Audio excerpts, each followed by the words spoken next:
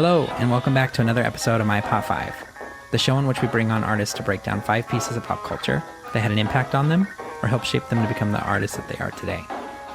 Today, we open up with a song from our guest Tonyboyy.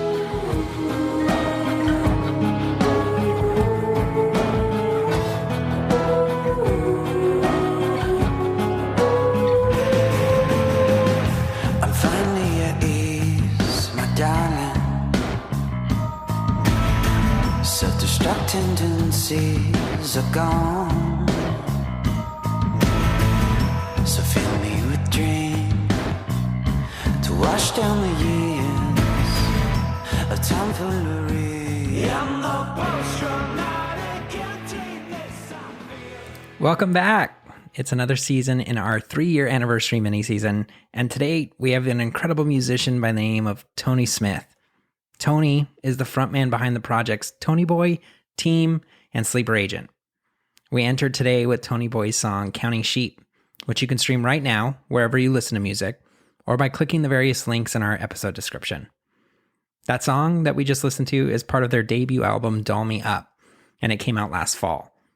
This album is such a great album, and I really recommend grabbing the limited edition vinyl and CD on their site, noirincolorcreative.com, which we've also included in the episode description. We're really so grateful that Tony joined the show today to break down his Pop 5 and just showcase how art can truly shape the work that you do and the ways in which skills acquired can translate to other areas of your life too. We loved our chat so much with Tony, and we know you will too. So without further ado, here's our chat with Tony Smith.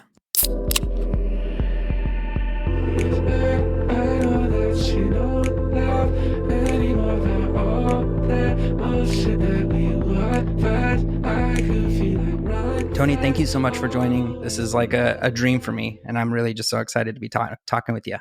Well, thank you.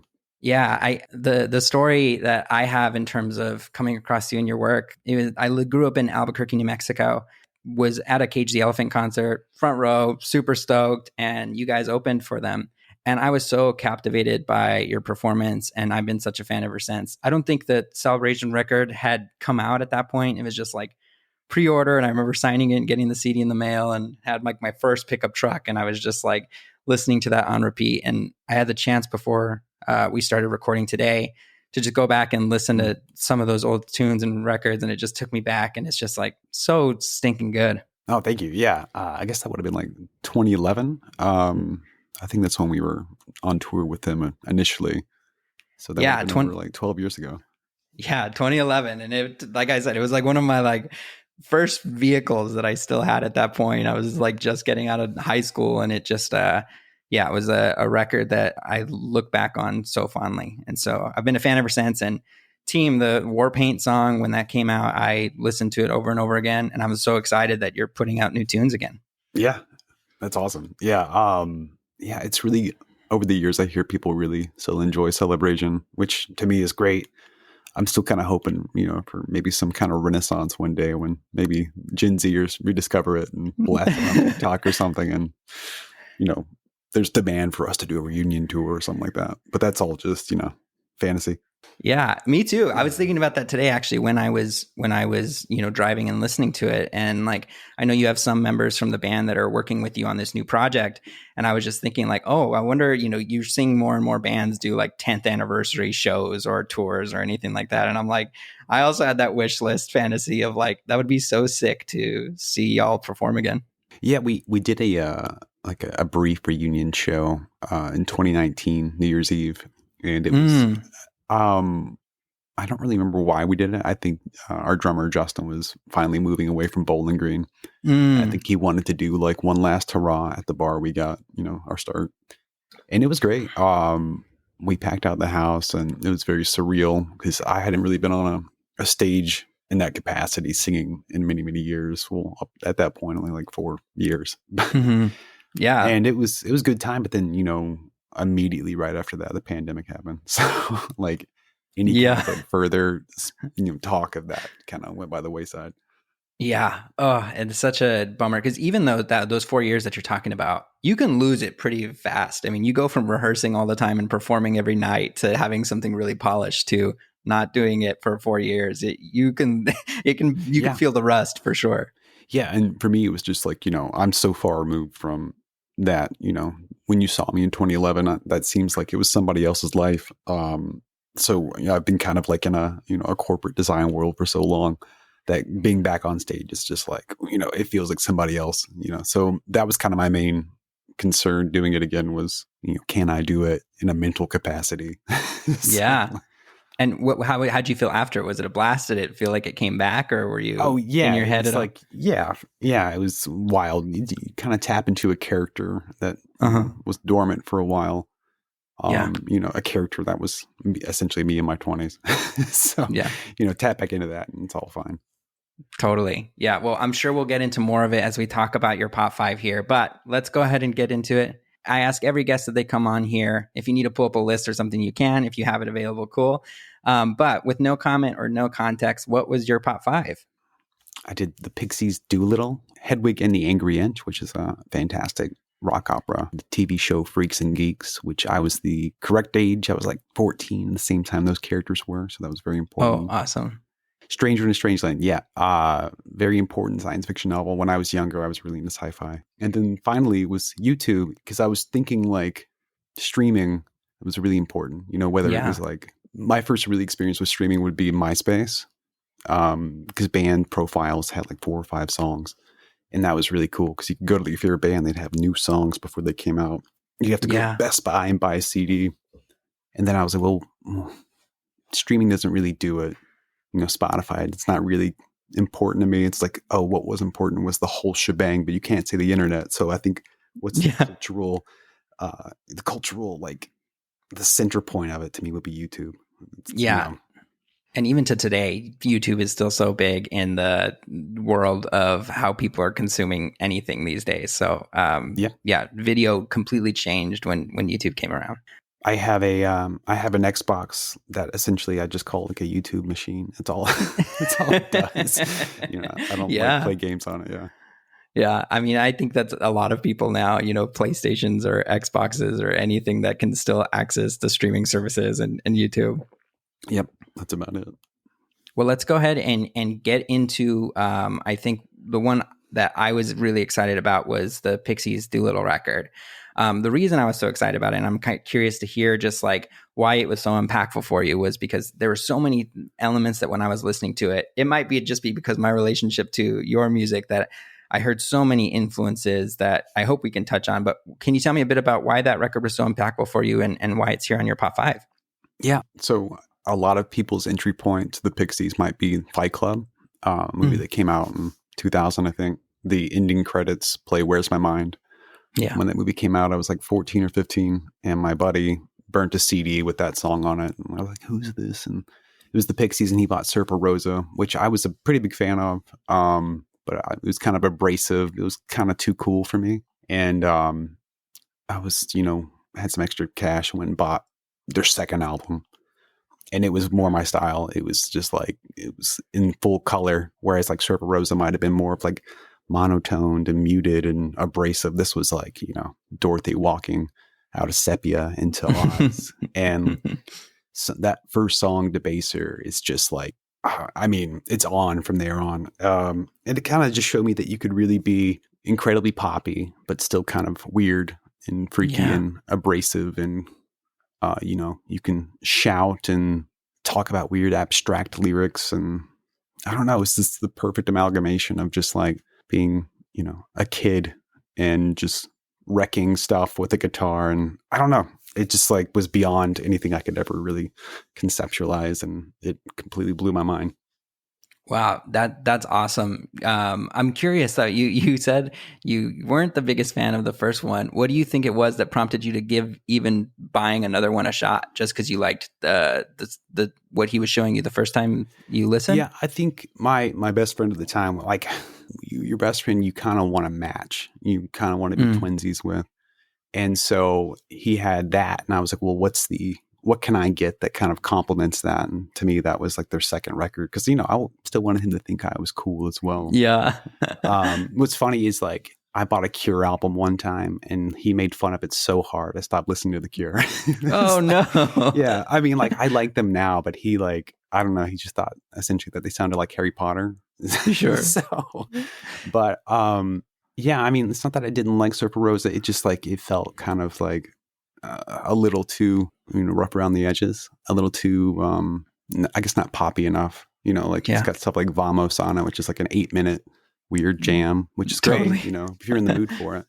Yeah, but that social pressure is so impactful. The story you were just telling just brought up an unlocked memory. But I remember when I was really young, I was really into a Sheryl Crow record that was happening at the moment, and I wanted it, and I had like a birthday party, and like the things you tell and admit to your family is not what you tell and admit to your friends. And I remember like having a CD wrapped for my grandma. And like all my friends are there, and I open it, and when I see it's Sheryl Crow, I knew that like I was only going to get made fun of, And so I'm like both excited internally, but also just like in shame as I'm around my friends, and like just that social pressure is so wild. Yeah, it's so bizarre. Like, I don't know if, kids these days have the same kind of, because the term guilty pleasure, they say it's not a thing anymore. Yeah. If you enjoy it, you enjoy it. And now we have poptimism. Whereas when we were growing up, it was very clear, like you were into indie rock or you were into pop, or indie rock was the only real music. Everything else was like bullshit. Yeah, totally. But now it's like myself included. It's like I'm a vacuum for all music, and I like what I like. Yeah, no, that's awesome. And I think I'm thankful for it in the sense that it at least got you to come back, because who knows, like if you would have ever put this record back on and it ended up being so impactful. But you talked about Debaser, and what I think is so cool about that song is that's where I started hearing some of the elements of like, I think just it's melodic, but it's also has some chaos and energy to it that I think I was so taken back by when I first saw you with Sleeper Agent. And so I guess my main curiosity is, was it very intentional when you were working in the early onset of the music you were making to be pulling influences from Pixies, or was it something that you felt was just like subconscious and just kind of came out of you naturally?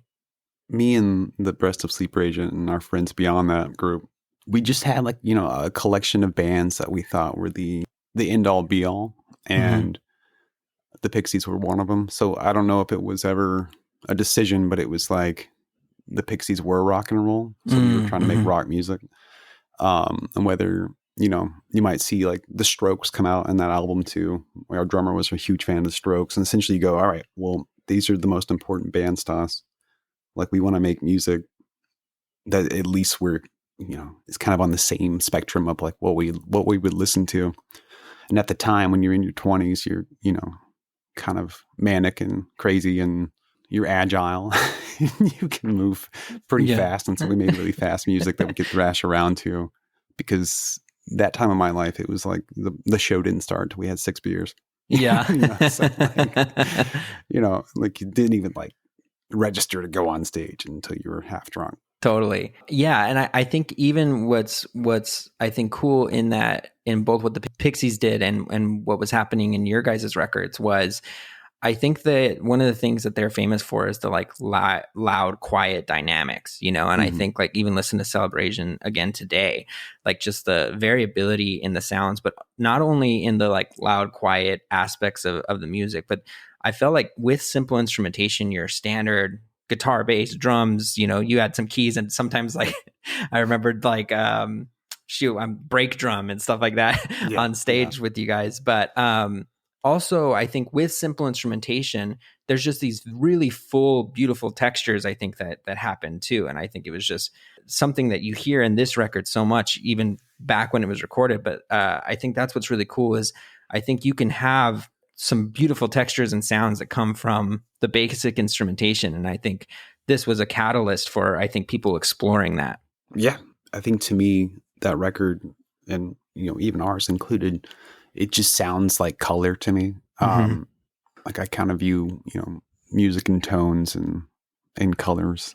And so I'm always trying to like make something 3-dimensional, like kind of make it 3D color. And like, so the Pixies Doolittle is kind of like 3-dimensional and colorful to me. And I feel like that's always the goal, try to create a world Yeah, absolutely. One thing I wanted to ask as well, but I think what's interesting about this record specifically, both in the history of it, is just like the friction and stress that existed in making it. And it's kind of like it allowed them to kind of take a hiatus after making this record as well. The ending of Sleeper Agent obviously had some of that too. And I think they talked about the financial stresses and the issues of just kind of keeping things going. And I know that's something that was ultimately true for you guys as well. And so was that ever anything that you put together in terms of those two comparisons of like what happened with you guys in addition to like what was happening with them during the creation of this?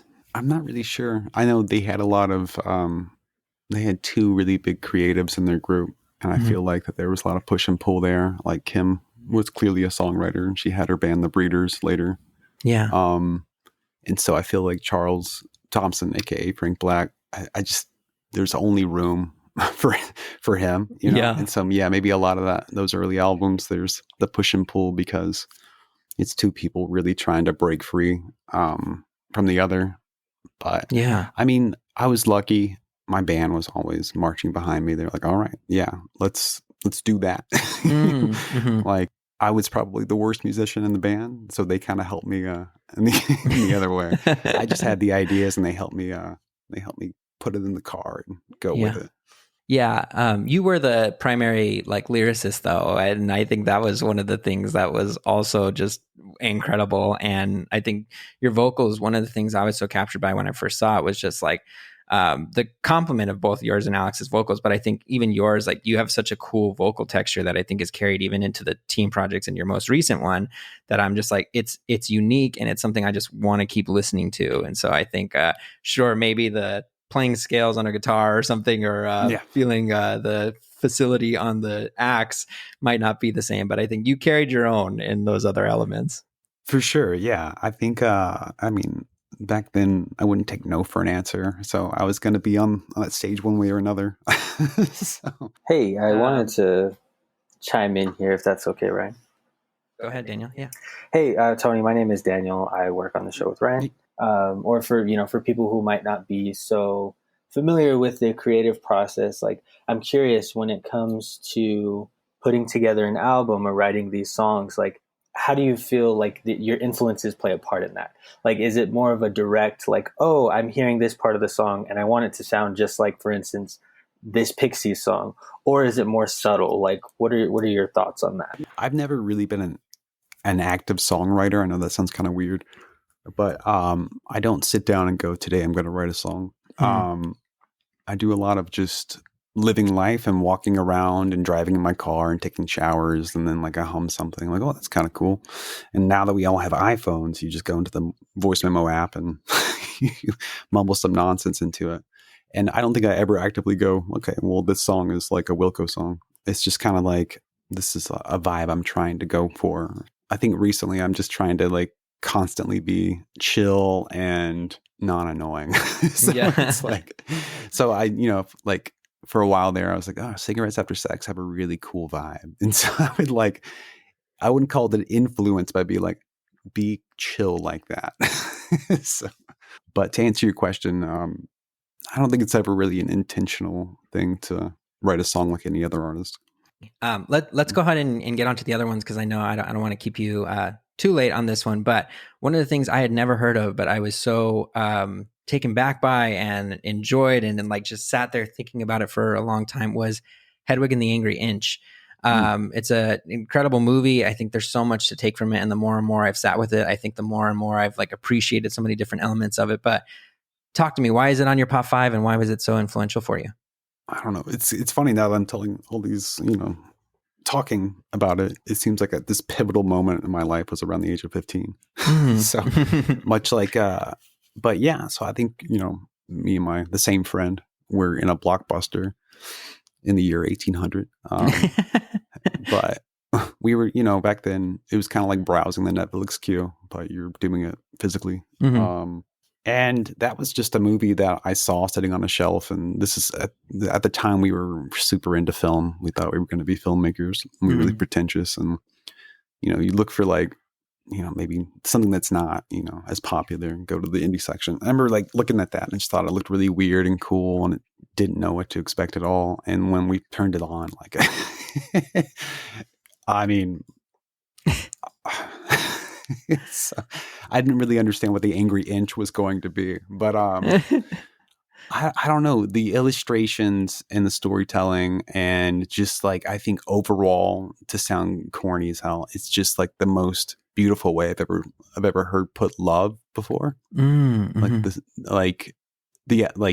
Essentially he's describing something from the Plato's Symposium to describe love, which is about, there are 3 types of people: the children of the sun and the moon and the earth. And it's essentially like all the genders that are among us and how we're always looking for our other half to put ourselves back together. It's really, I think it could be like a 3-hour conversation, but on top of that, it's just like, the music is incredible. Like, I'm not really a huge musical fan. Like, I don't get into show tunes, but like I've owned 4 copies of that soundtrack, and it's just, and also visually, it's just incredible color palettes and the way that tells stories, kind of surreal. And I think just over the years, I've just constantly gone back to it. And for many, many, many, many years, I would say it was my favorite movie.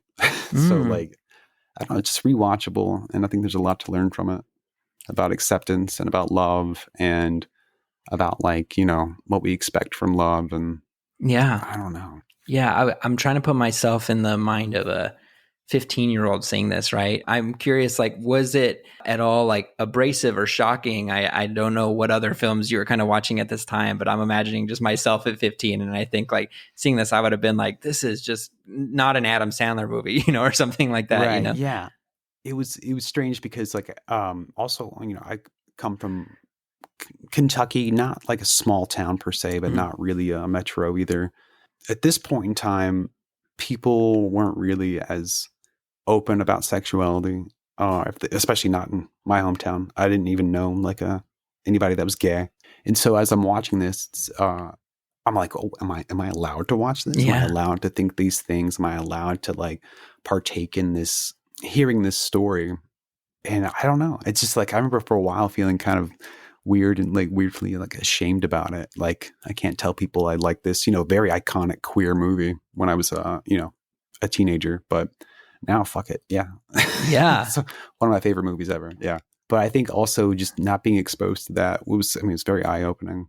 Like, yeah, absolutely. I was taken back in even now in 2023 in some ways, just again, some of it not knowing what to expect, but, it's loud in every way, like right at the beginning in terms of just like being honest and vulnerable with who these characters are and what their story is. One of the things that I think for the audience, just to kind of explain, it's a story about a woman going through a lot in East Berlin when the wall is still up, and going through a botched sex change operation, which is what alludes to the angry inch that is in the title. And you're following this story through music and falling in love and storytelling, and really the core being about finding your other half, so to speak, and being so driven by that. And it's heartbreaking and it's funny and it's like rock and roll in the sense that it's like energizing and exciting, and you kind of follow the whole roller coaster of this life. And yeah, like I said, when it immediately finished playing, I stopped it and I was like, I'm not sure how I feel about that. There were moments that I like felt good, and moments where I felt very uncomfortable, and moments that I felt excited. But then I think the more and more I've sat about it and thought about the relationships more, and just like the heartache that can come from being in those various different traumatic situations, like it's such a beautiful character that you follow. And I think there's a line in there that when I was researching after the fact, it's told from the story of the soldier that brought her back to America. And like the line is like, to be free, one must give up a little part of oneself. But then I also was reading that in the stage play version of it, she repeats that to her husband later as like a way to be like, no, you need to be in the back and let me be the star of the show. And just like the heartbreak of like your traumatic experiences can lead you to live life and treat people in a similar way. Like there's just so much of it that I was just like loved after the fact, but it's soaked in melancholy. Oh yeah. And I think, I mean, there's clearly some weird part of my personality that is just consistently soaked in melancholy. Okay. I don't consider myself a sad person. I'm goofy as all hell, but I think like kind of more, I guess, sad boy shit is what they call it now. Mm-hmm. It's always been very, very romantic to me. Yeah, absolutely. I'm the same way. I think, a sad song somehow makes you feel happy, just like sitting in that feeling feels good. It feels good to feel, I think. Yeah. Do you have any favorite moments or tunes, or like when you think about it, what's like kind of the first scene that comes to your mind? I mean, it's like the song "The Origin of Love" is the standout moment of that movie. Mm-hmm. It's just, I mean, it essentially explains the whole idea. I mean, in the title, "The Origin of Love," and I just think it has some really great lyrics, and the way it's performed. If you haven't seen the movie, they perform all their shows at these like seafood restaurants. Yeah, their tour is at different iterations of the same seafood restaurant in every different city. A chain called Village Waters, and essentially they're playing right next to her former lover's much more successful band. So if he's playing the stadium next door to the Village Waters, like, I don't know. It's really hard to like describe on audio, but like, I think just like John Cameron Mitchell, period, the actor who plays Hedwig, it's just when he's on screen, it's just, he's like magnetic. Line delivery, movements. It's just, I think just the character itself is just, I don't know. It's captivating. Absolutely. I was thinking about too, I don't know if you guys had this experience when you were first starting out though. Performing at the Bilge Waters was a little hit too close to home for me when I was thinking back of my early tour days.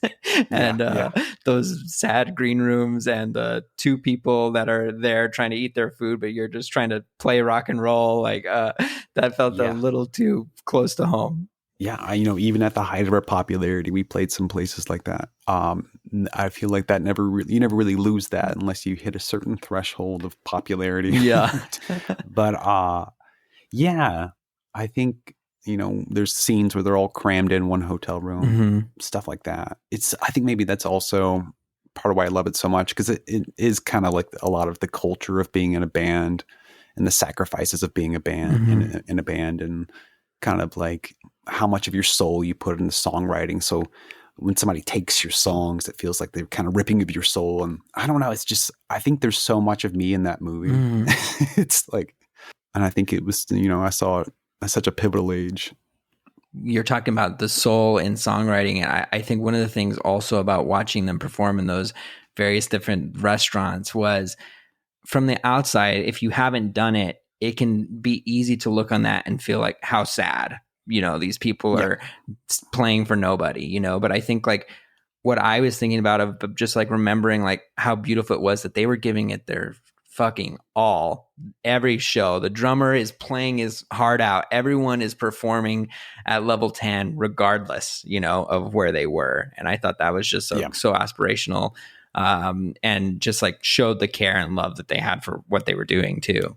For sure. I think that, you really shoot yourself in the foot if you go to play a show and there's like two people there and you act like you're cooler than that. And you're like, well, fucking nobody's here, so I'm going to turn around and do a half-assed performance. It's like you packed your gear up, you drug it on stage, you might as well have a good time. Yeah, probably drove hours and slept in the bus to be there, Yeah. Yeah. I always said make it a good practice. Yeah. Just like, let's practice the show for the next night, Yeah. Mentioned seeing yourself so much in the movie. What aspects do you think like either still resonate, or was it aspects of your past that you maybe resonated with? Where do you see yourself most in either the characters or in that film?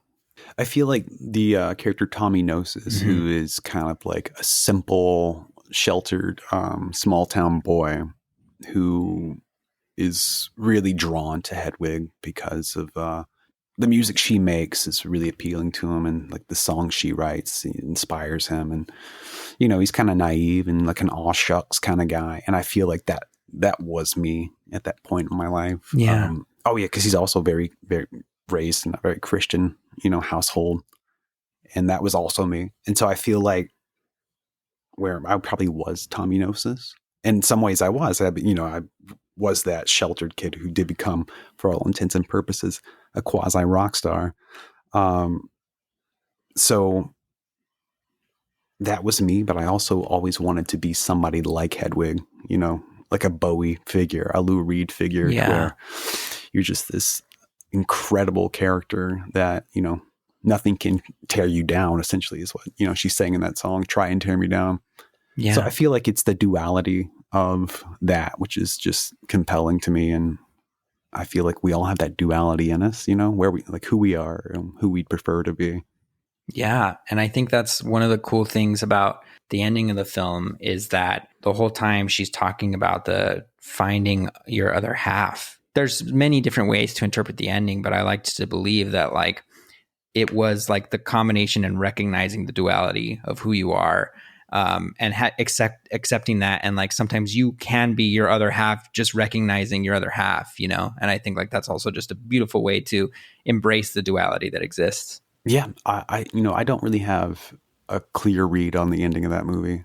Yeah. Like I've seen it a dozen plus times, and there's like something about that movie and other movies where like my brain turns off the last third, like when my memories do. And so I'm like, oh, I love that movie. And then like you think about the ending and you're like, oh, I always forget about that part. Yeah. It's like I'm on the ride of the rest of the movie that, oh yeah, when it's this really abstract, essentially like a 15-minute meltdown through song, it's like my brain just goes, oh yeah, that's right. This movie ends somewhere. But yeah. I mean, I guess I always just, you know, kind of assumed, for me, the ending was that she accepted, I think she became her own other half, essentially, is what I always thought. Like, you don't really need somebody. You just need yourself, and be open to loving yourself as well. Absolutely. I saw some crazy ones too. Like, no, she actually just died in the car crash and it's a fever dream at the end, you know, but yeah, I think it's very beautiful that it ends on like being reborn, the naked walking up the alley to origin of love, which has been that through line throughout the entire film. And it's just like, it's beautiful. Like I said, the more and more I've sat with it and thought about it, I'm just like appreciating it more and more, even though at first I was like, whoa.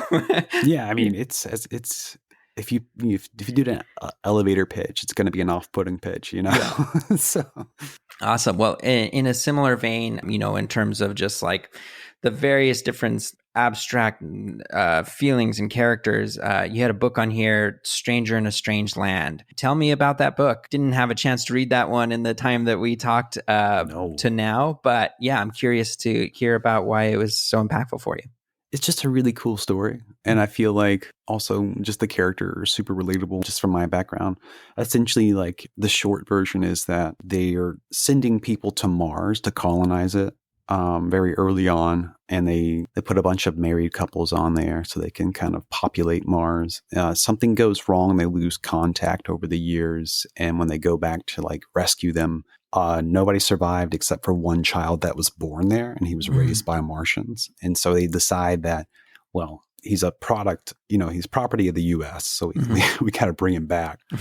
And essentially, like, it's just about this grown man who has only been raised by Martians and only knows of Martian ideas and assimilating kind of fish out of water into Earth. And that sounds really silly because, you know, when you think of Martians, you think of little green men, but these are like more like philosophical beings. I feel like that's probably what was like the big important factor for me is like the philosophy of the book. I think a lot of science fiction is just like, it's a front to just get across ideas. If you ever read much sci-fi, it's not the best written stuff. Yeah. A lot of the language is really corny. It doesn't really age super well either. And I feel like this book probably hasn't aged well. It was a really influential book for hippies because it's a lot of peace, love, compassion, understanding, acceptance. It's a lot of that. In the face of adversity from like your government. Yeah. So But I think just the main character, who is the stranger in a strange land, Michael Valentine Smith, is just a really, you see his arc from this kind of like embryonic Martian who doesn't know nothing, I don't know nothing about anything. And just kind of this wide-eyed toddler idea of like, why do people do this? Why is this the way that? And becoming this, like, he essentially becomes like a Christ-like figure with a huge following. And it's not in some kind of dark David Koresh way. It's like this very giving, but still kind of creepy way. Honestly, it's just a really, really fascinating character study, an incredible cast of characters. And yeah, you probably need more than a couple of days to take to get through it. Yeah. It's so interesting too, because it was written in early 60s. And so when you're talking about the hippie ideals, the research, I'm seeing that the book was pulled out of schools because of the free love, commune living aspects and associations potentially with Charles Manson and just the different things over time, especially in terms of how that book kept getting received. I think it's interesting when you're talking about the author who's probably writing about different ideas and things and his observation of the world, but from a viewpoint of someone who is observing it for the first time and can have a why do you do things this way type of mentality. And so just hearing about these different ideas is really cool. I'm curious, what has stuck with you, or what are some of the things that you think you appreciated the most, and how has any of it stayed with you? One of the hooks of the book is the phrase, "Thou art God." Essentially, it's like a greeting, like, thou art God. Like, you are love, you are God, we're all God. So, not your Christian God or anything like that, but just the idea of God, something, all encompassing. And I've always just really appreciated that sentimentality. I'm trying to think, like, have you watched The Bear recently? Yes. On Hulu? Okay. Love it. You know how like everybody in that restaurant is called chef? Yes. Like everybody gets the top title. It's kind of like that once you kind of all put each other as like the pinnacle of love, we can truly love each other. Yeah. Just, I think it's, that kind of kindergarten attitude towards love and acceptance that is so appealing to me. Granted, life isn't that easy. There's a lot of really tough gray areas, but it's just all like that. They offer water to each other, and it's a really beautiful thing. Oh, yeah. Because on Mars, there wasn't a lot of water. So yeah, I saw, read a little clip of it, and it was like Water Brother or something like that being so scarce that like it means so much when someone gives you water. Yes. Awesome. That's beautiful. And I'm excited to go and read it now. In that book, I'm curious, you mentioned like both with the Tommy Gnosis character and the attraction towards the raw personality that comes with Hedwig. And I think being drawn to potentially some of the outsider feelings of this character here. What do you think it was that was so attractive about these various characters to you? I think there probably is some through line to all this stuff. I was a very shy child, and I had a speech impediment, a lisp.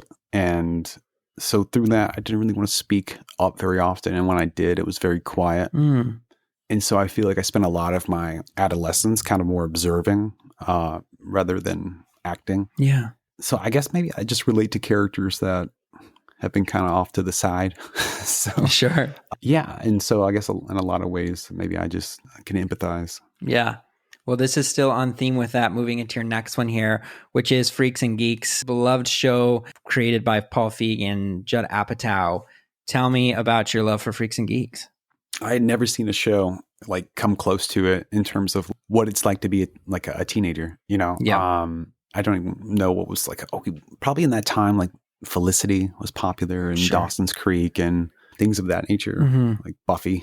In that time span of like Friends and Buffy the Vampire Slayer, here's this like single camera show that looks like it's, a movie shot cinematically. It's got essentially everybody who became like an incredible comedic actor of today was in this show. Seth Rogen and James Franco, and I'm drawing a blank. Oh, Jason Segel, Linda Cardellini. Linda Cardellini, Busy Phillips, who had a run on that show I never watched, Cougar Town or something. Yeah. But yeah, I feel like, it's set in 1980. I feel like the main character is a freshman, and he's like, hasn't gone through puberty yet. And very similar to me, I hit puberty super late. So I feel like for me at that time, it was just the perfect, and also it showed you how the other half kind of live as well. Mm-hmm. You know, the freaks part, the tough kids. It showed kind of like the layers of their personality. You know, Yeah. You can be a geek, but you can also still be, you know, cool. And if you're a freak, you probably have these issues over here, but you're also nice and endearing, and you have all these other qualities. Mm-hmm. And then the same thing with like the preppy people. I guess it really just kind of broke molds for me. And it was also just really interesting and funny and sad and really intense storylines, and definitely got canceled way too soon. Yeah, absolutely. And I think everyone feels that way now in hindsight. You know, it's awesome that you were able to catch it when it was at its prime, you know, when it was live, because not a lot of people did, which is kind of why it got canceled. But you hit on a lot. And I think one of the things that is, I went back and rewatched a couple episodes before we had our chat, and capturing that true teenage experience is so impactful, because like you mentioned, everyone is a caricature in high school TV shows. If you are a cheerleader, you are the cheerleader archetype, and that is it. And I loved that it captured the nuance in people in this. Like, the bully isn't just the bully. They even explore like why he bullies towards the end of these, you know, storylines. And James Franco character at the end, you know, starts to embrace who he's been, this freak this whole time, but it breaks the geeky elements and realize he maybe had found his people towards the end of it. And just the exploration of just the nuance of what goes behind people and the loaded things that come with just growing up. And like we talked about earlier, the duality of life and personality, and your front versus your inside self. And yeah, it's so beautiful, but captured in a way that's fun and reminds you what it's like to be youthful and make mistakes and have crushes and do all of the teenage living experiences, but have the realness in it as well. Yeah.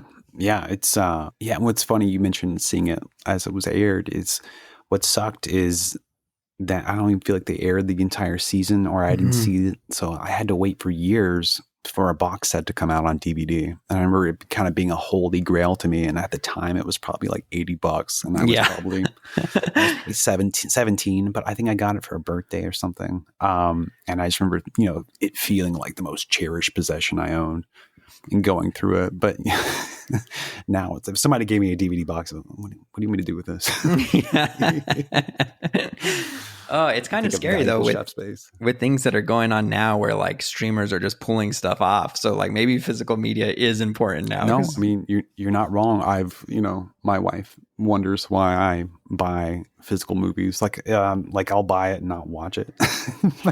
but I do that because like I'm a huge fan of the Halloween franchise. Oh, awesome. The entire franchise, like not 2 or 3 of them, but all of them. Daniel's in your company. He loves those movies too. Yeah. Like John Carpenter grew up. I mean, he had part of his he lived for a while in my hometown, Bowling Green. So when you're watching those movies, the streets he named stuff after, and like even the hospital itself, Smith's Grove is like a subdivision outside of Bowling Green. So it's like, oh, cool. That just jump started my interest in it. And then over time, of course, I just fell in love with the lore and the multiverse aspect of it, how you can watch it so many different ways. And anyway, all that to say, I went and saw the most recent one when it came out, Halloween Ends. Wasn't a huge fan, but it didn't really matter. I bought it immediately. I've never watched it. It's just, but I remember why I brought this up is because every year for Halloween, I'd go to try to find those movies, and they were always taken off streaming, and they were like charging you have $6 to rent or buy. Yes, and I was like, "Fuck this! I'm just going to buy all of them." So now I own them all. I own them all in 4K, and you only kind of want to watch them once a year, but that's why I buy now, because Home Alone comes around Christmas time. I'll be taken off streaming, or you have to buy Disney Plus or something like that. So the things you love, I would say go ahead and buy, because they might go out of print too, and they might just the rights might go away. Like Dogma, for instance. Oh yeah, you can't stream that movie anywhere, and you can't buy it anywhere. Yeah, so it's like, and you can thank Harvey Weinstein for that. and he's in prison, so he's not going to be like renewing his contract with Kevin Smith anytime soon. Right. So buy the movies you love. Yeah, even if it's just to know you have it. that's when it feels good. Like you just like, I know it's on the shelf, Exactly. so I'm good. I think another troubling aspect to all of that, of the streaming and the physical media, is like I remember it being brought to my attention. I'm a big Star Wars fan, or at least of like the core kind of like 6 movies. I remember it being brought to my attention that there like all of the edits that George Lucas made over time, and there's like new special editions. Like there's nowhere that you could like legally buy or rent or watch at all any of the like original theatrical cuts of these movies. So like you have to go out and find like a VHS, or maybe even like I think some DVDs have like some of the original theatrical cuts. So like they can the owner of this media can just kind of like change it, and then it can't ever really be experienced in like its original form from then on out.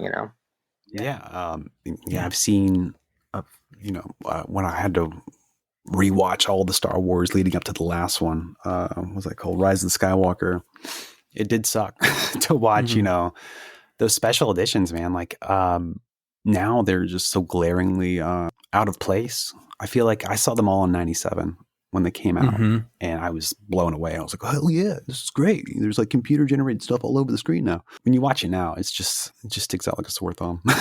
Well, because they do so much practical effects that when they throw in that like rough 97 CGI, it's very apparent in our 2023 lens. Buy the things you love. Yes. Before we leave Freaks and Geeks, I was curious, were there any specific characters in the show that you felt you resonated most with? I know you mentioned the like puberty aspect of the Sam character, or was there maybe parts from different characters that you felt you most related to? What was your experience when you watched it back then? For sure. Yeah. Lindsay Weir, who's Linda Cardellini's character. I feel like I was probably most like her. There were aspects of me that were like Sam, her brother. But I was never really into D&D, and I never really had this obsessive, like, I feel like him and all of his friends have this obsessive kind of like interest in like 3 things, it's like Steve Martin movies, D&D, and girls maybe. And I feel like my friends and I, we had this wide palette, we played football, we ran cross country, we liked rock music, we dated, so like those characters are more limited. Like we were sociable. We didn't have like a clique. We weren't popular, but we also weren't, I guess geeks. But, but Lindsay Weir is kind of like the stem cell of that whole show. She's a little bit of everything. She was a good student who's kind of rebelling, and I guess her grandfather dies, and she kind of realizes that life is fleeting and it's kind of bullshit, and you shouldn't like, spend all your time studying. And that's how she gets introduced to the freaks. And so I'm definitely probably like Lindsay Weir, but also I think Daniel, who's James Franco's character, everybody's got a little bit of that trashy, moody guy in them. I definitely saw myself a lot in Lindsay's character, but also Nick, the Jason Segel character, I've had a lot of just that like jealousy, or like very much like letting a romantic relationship dictate my personality in some ways, I've ashamedly felt a lot of him too, but I shouldn't say ashamedly, because like we talked about the true teenage experience, they really captured what it's like to be a kid. Cool. Well, let's go ahead and get in your last one here. YouTube. It is full of anything and everything you want to see and not see. But tell me about your intro to YouTube and why it was so impactful for you. In 2005-06, my friends and I, we'd always make little short movies, and we share them amongst ourselves. But beyond that, that was really it. We were constantly looking for a place to upload them, and it didn't exist. Fast forward like a year later, saw YouTube. We didn't upload any movies, way beyond that. But I remember at one point just being over a friend's house, because I think by the time YouTube came out, we were like almost 20. And just like watching a never ending slew of just content, and just being sitting there, being Friday night, and like there's like vodka's pouring, and like girls are coming over, and everybody's excited to go like, out and pursue the evening. And I'm just like stuck there, like, all right, what's the next video? I remember he would come in and say like, I'm not gonna fucking sit around and watch YouTube all night again. Because like, but like it was incredible to me, because it wasn't just like, I'm not just watching David After Dentist. I'm watching, if I can think of any type of subject, I'm gonna like listen to somebody talk about it. And now it's, people are so incredible at editing now. Like I love video essays. I like how you can curate your own interests. If I only want to see, some guy talk about rebuilding old 18th century bicycles, I can do that, whatever. Yeah. And that's just something I pull out of my ass. But but it's become a really important tool for me. Like everything, like recording music, I learned via YouTube. Video editing, I learned via YouTube. I have a bachelor's degree, and I've definitely like gotten more use out of my YouTube subscriptions than I have, going to college for 4 years, which is very interesting. Yeah.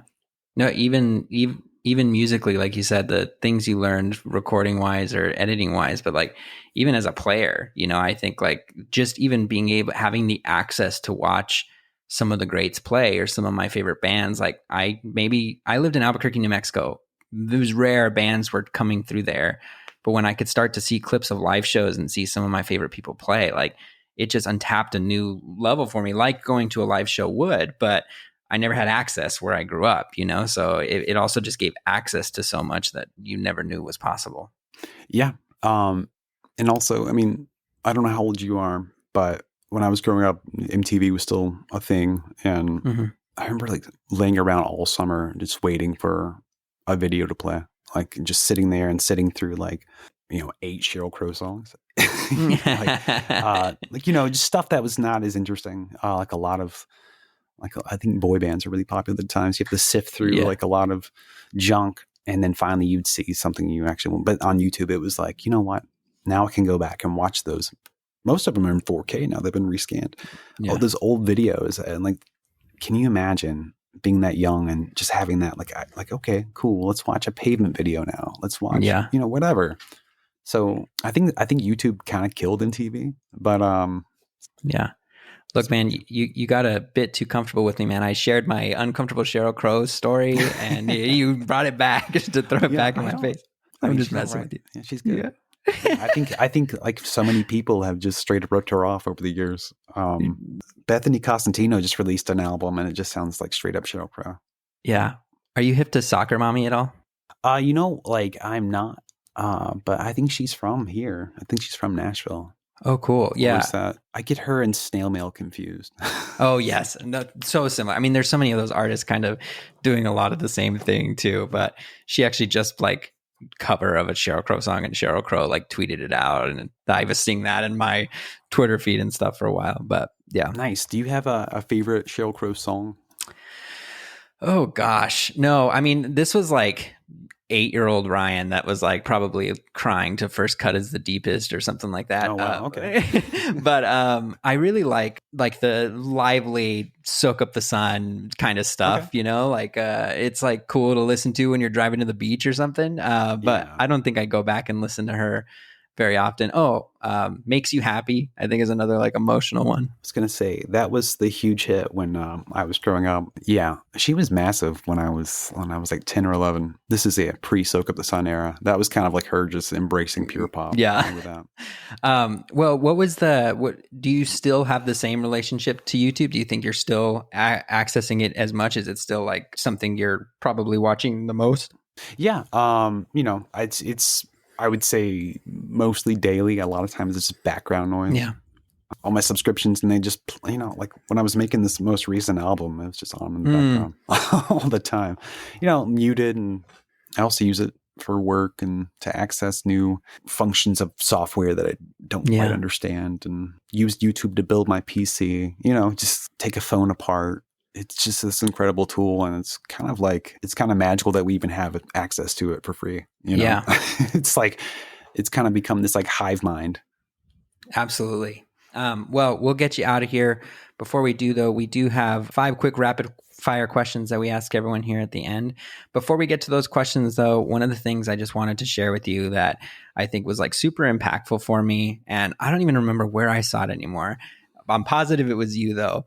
You were talking about, whether it was on a post or something, or maybe I heard you on another podcast or something somewhere. You were talking about your transition out of music, and you started working in corporate graphic design for a while. And you were talking about like being able to like write a resume and try to think back on, well, when I looked back at my career, like managing a band included so much planning, so much like project management competencies, so much promotion and marketing and all this stuff that came into it. And it like allowed you to be able to write and include all this stuff on a resume because like there are so much transferable skills in art. And I think there's so much of that now. I think when we're talking about musicians and content creators who are now really good video editors and really good at crafting story and doing copywriting potentially for all their posts that they're having to write. And I was curious if you could speak on that a little bit about like how much your artistic career has translated into your corporate life. Oh, 100%. Yeah. I mean, you've seen the movie Slumdog Millionaire? Love it. Love it. Mm-hmm. Okay. You know how he's like every answer to every question is based on some memory of his life? Yes. Mm-hmm. The exact same thing with my career. You go, oh, okay. Well, so I'm in marketing now. So it's like, oh, well, you probably shouldn't post at this time because people are at work and they don't really give a shit. And, like it's, and then, like you figure out what merch designs are most appealing to people and invoices and all that. Being in a band is just being a small business. Small business. So, yeah. Like, it all transferred over. Yeah. Yeah. I find it so much today. Like I did a lot of teaching, where I grew up and went to music school, played jazz drums and stuff. And I did a lot of teaching and taught like school band and, stuff like that, and taught drum lines and things like that when I was growing up. Easily transitioned into management because it's just like when you're having to teach a concept, teaching people how to do a business process or how to work with people and coach them and develop them, like transfer so fast just from like having music experiences there. Yeah. So I remember hearing that at the time when I was transitioning out of doing music full time and also working in the workforce, and just like hit me right at the right moment. And so, it was super impactful for me. And so, thank you for kind of sharing that too. Yeah, man. I mean, I'm glad because, a lot of people really put a lot of, if I don't make it in music, then my dreams are dead, when that's not true at all. Yeah. I think a lot of times people pursue music for the wrong reasons, and pursuing something else can help you refine why you love music so much. And that's what's happened to me. Yeah, absolutely. Well, we're happy for it for both elements as you're still creating as well. But last rapid fire questions for you before you go. Tony, if you had to choose to be on a reality TV show, which one would you choose? Either present or past? The ones I watch wouldn't make sense for me. Like I watch Teen Mom. You'd be a boyfriend on Teen Mom. Yeah. Okay. Okay. No. The Real World. Real World. That's a good one. You're just living life at that point, and there's some cameras on. Yes, just hanging out. Free alcohol. Love it. If people have never consumed any of your pop 5, what's the one that you'd want them to go experience right now? Oh, Doolittle, all the way. Awesome. Oh, tell me the first thing that comes to mind when I say favorite onstage moment or performance. One time I went down to the front of the crowd, where the barriers are. Mm-hmm. I went down there just to put a microphone in somebody's face. We had this song called Be My Monster on Celebration. Mm-hmm. And it has like a crowd interact part where you just kind of do this whoa sound. So even if you don't know our music, you can just kind of whoa, whatever. Mm-hmm. So I went down there to do that, and they grabbed me and they just pulled me over and surfed me from the back to the front. And I was like, oh shit, this is what I'm doing now. That's so here cool. I go. You're just soaking all in that moment. Everything goes out the window. You don't care about comfort anymore. You're just trying to be safe. And it's just so surreal. Just like an ocean of hands. Yeah. In every crevice of your body. That's awesome though. I mean, that's rock star moment, Well, yeah, I mean, I'd done it a few times, intentionally, but that time it was almost like the universe sucking me in. Yeah, that's so cool. If you knew that the performance you were about to go do was your last one, what are you closing with? The last song that you're playing of yours? I mean, well, it's kind of unfair, but the title track off my new album is kind of like my final word on not only my last song, but also if it were my last breath, sort of. Oh, okay. So it'd probably be that, because I feel like this album that I'm about to put out, it was kind of written from the perspective of what if this is the last time I do this, or what if this is the last chance I get to say what I want to say. And so everything I tried to wrap it up in about 40 minutes. So, yeah. I'd probably, the title track, Doll Me Up. Doll Me Out. Wow. Well, I'm excited to hear Doll Me Up. Doll Me Up. Sorry. Doll Me Up. I'm excited to hear it. Awesome. Okay. And last one here. What habit or quality do you think has contributed most to your success? Stubbornness. Yeah. Yeah. Just being stubborn, and so many times when you probably shouldn't continue. Yeah. you just do. I remember like there's so many times where I was like, all right, I'm done. And then the next thing you know, you're back in it. Yep. So, I don't know. I guess if you're drawn to something, there's probably a reason. And I don't know. There were many times starting out when I was like 15, 16, where I sucked really bad. And if I had stopped because somebody told me I sucked, because I did, I would have missed out on so many great things. Yeah. Like saw the whole country like 5 times. I appeared in the Ed Sullivan Theater where the Beatles played, Yeah. You played on David Letterman. Yeah. Yeah. And shared the stages with people that I was into when I was a teenager. And like, you're in these moments where you're opening for Weezer and Rivers Cuomo is just hanging out, dribbling a soccer ball, next to the stage. If somebody told me when I was 16, like, hey, you're never going to make it. And I'd be like, oh, you're fucking right. All right. Mm-hmm. That would have been awful. But I was just, naive and stubborn. And I guess that's just how I've always been. And I'm going to continue to be. Awesome. Yeah. Well, thank you so much, man. We'll get you out of here. Everyone, please go listen to all of his tunes. But more importantly, Day Drinking is out now. You could find that Tonyboyy, Tonyboyy on your streaming platforms. Also, go back, listen to Sleeper Agent. Both of those records are incredible. Listen to Teem, Teem. Warpaint is one of my favorite songs that you've ever done, but please go listen to all these tunes. If they want to keep up with what you're doing, where can they follow you, Tony? I feel like I'm most active on Instagram, which is at Tonyboyy_. And that's with the 2 Y's. Yeah, probably Instagram. Awesome. That's where you found me. Yeah. Yep. Well, I'm so excited, man. I've been a fan for years and just so thankful for you doing this. So we're so thankful for your time. Oh, thank you. This has been great. Awesome. Thanks. That'll do it for today's show. Thank you so much for listening. I want to send you out with one more great song by Tonyboyy. It's certainly one of my favorites on their latest record. The song's called Get Lost. As a reminder, please follow, share, and listen to all of Tony's music, and find links to his work in the episode description. If you want to purchase the vinyl and CD for Doll Me Up, you can do so again at noirincolorcreative.com. That's NOIRINCOLOR creative.com. We'll see you next time. But until then, what's your problem?